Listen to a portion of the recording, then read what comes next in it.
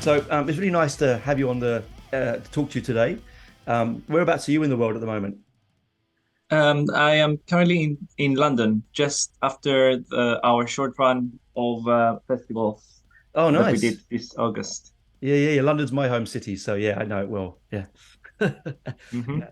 So obviously it's going to be the first time in 11 years since the band has come to Australia, which will Mm. be a big one because it was I saw the one back then and it was a massive show. So I'm interested to see what you're going to bring to us after all these more years of experience under your belts, huh?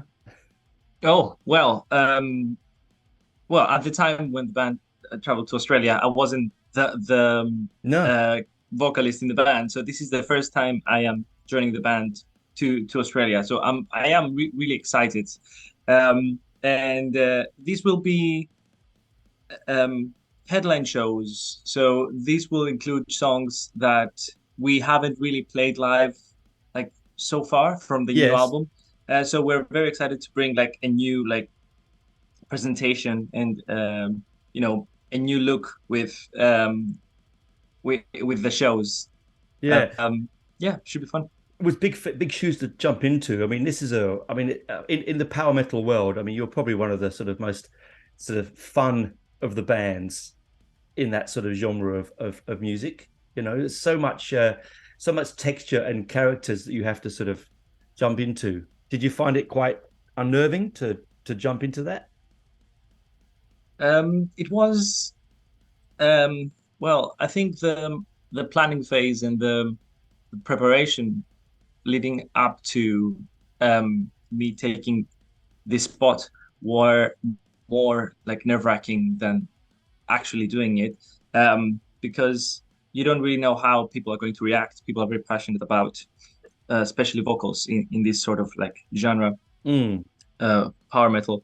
So um, yeah, there was like a lot to live up to, but thankfully the band and then like after the fact that after the announcement, also the fans just showed me that being who you are and having your own voice is completely fine if you embody the ideal of the band, and like if you try to um, keep the spirit of the character that you're playing while not pretending to be someone else that's pretending to be someone else, because Mm. that would be like Mm. that wouldn't convince anyone.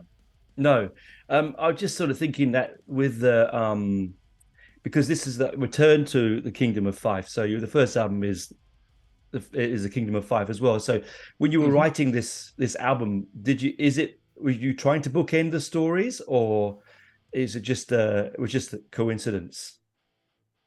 So it was a continuation of like the stories that started from the first album. There was a direct continuation to the second album with the descendant of the character from the first one, and then essentially this album is, yeah, a return to both, in terms of plot to the time where the first album took place, but also thematically.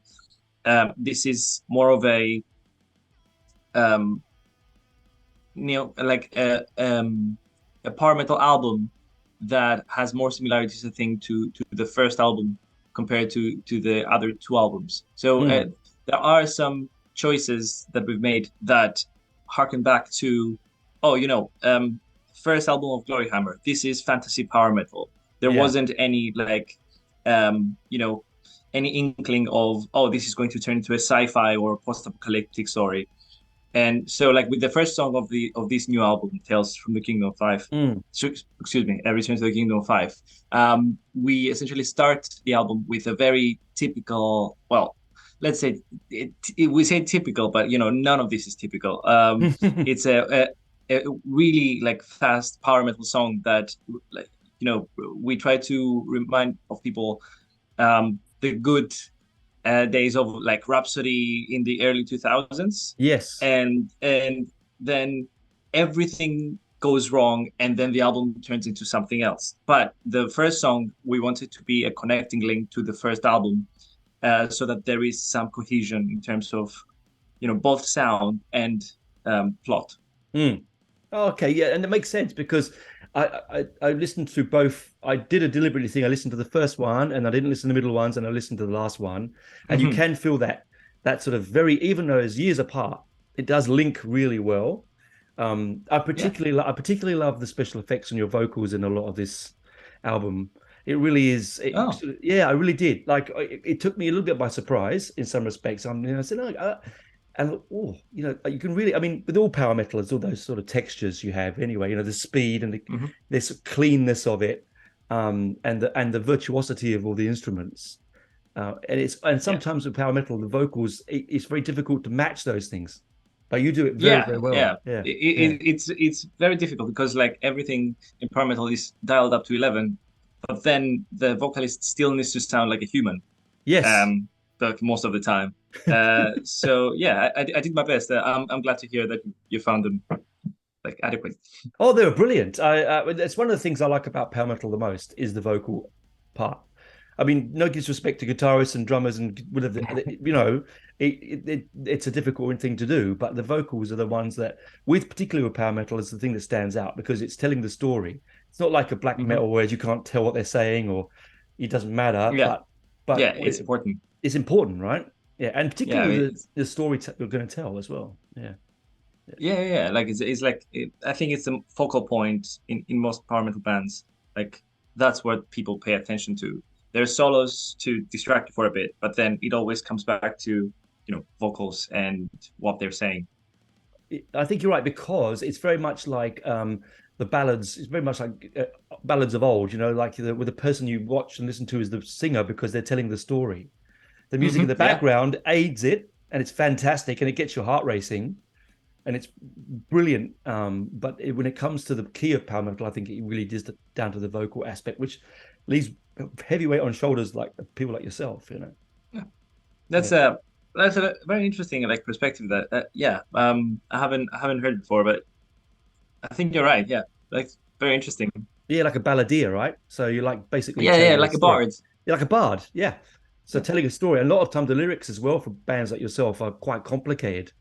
They're not they're not just like stories about love and rock and roll and drinks and sex and drugs. It's a complicated story, right? Yeah. And I particularly really like. I mean, I came late to the power metal scene in my life. Like I got in through the sort of the dragon forces of this world and things like that. It's like, oh, this is brilliant. And then you realize there was so much more in the genre. So much more. It's very freeing in a way because like when people think of power metal, they think of specific sonic things like really fast drums and like palm muted guitars and that kind of stuff. But like we've never felt limited to what we could do with Gloryhammer, and I think a lot of other bands really like to venture out and do different things with their brand of power metal, like Twilight Force, like the thing where they have a section that's like I don't know, like some sort of samba or like big band, like it's you can get weird with it, and because it's all in the spirit of inspiring and having fun, like it's all it's all fine, it's all fun. I think that's the thing about power metal as well. I think for people, if they're watching this interview who don't know much about power metal and they're looking and they go, "What do I don't know?" The thing about that is it's good for people that are a bit nervous about heavy metal. You know what I mean? It's not terrifying. It's not scary. You're not going to have a mosh pit. You're not going to have circles of death. You're just going to get, you're just going to be drawn away on the story and the musicality of the band. And I think that is a good entry level as well for some people that might want to go beyond into other aspects of heavy metal as well. To me, it's the perfect marriage between like being a nerd and liking Dungeons and Dragons and that kind of stuff, and also like not being used to really hard music like black metal and death metal. Like power metal takes both of these and like gives you something that's both melodic, like in a pop sense, but also uplifting in a way that only like really fast aggressive music can like feel. Exactly. And also like having the potential to be incredibly nerdy in lots of ways. Like Gloryhammer have explored fantasy and sci-fi, post-apocalyptic. Like, you can go anywhere, and other bands have like gone even further beyond there. So yeah, it's like that's why I like this genre. Like I feel like there's no real limits because anything you do, you can then brand it. Oh, this is my kind of power metal. Yeah, because it's very progressive in that way. Like I really like the beginning of the album, the new album. You've got a nice sort of acousticy bit. It sort of brings you into story. It's almost like you're walking into the meadow. You know what I mean? Like there's this sort of fantasy to it straight away. It doesn't just go straight into the speed, right? And my favorite one, I sat singing myself on the bus, was the Goblin song. But I kept singing the Goblin song to myself. Good, that's good. We've succeeded. Yeah, it was good. Yeah. By the way, I have another interview now, so sorry. I don't know if we can. No, we better wrap it up. No, it's okay. Yeah, I thought sorry, listeners, we had a little bit of a computer issue, but it was very nice chatting with you. I'm going to see you here in Canberra when you're here, and so it'll be a good night. You have a safe trip over, and if I don't see you during the show or after the show, you have a good trip over here. Yeah. Amazing. Thank you very much for having me. No, pleasure. Bye for now. Cheers. Cheers.